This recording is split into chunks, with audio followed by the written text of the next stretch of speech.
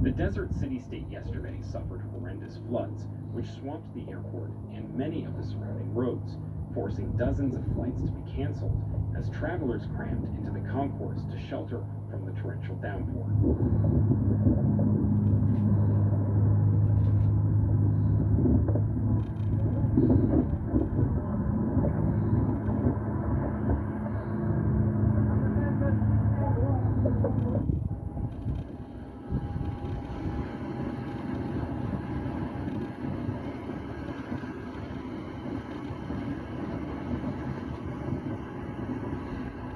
Shocking videos shared on social media showed how cars were filled with water, forcing hundreds of motorists to abandon their vehicles and swim to safety.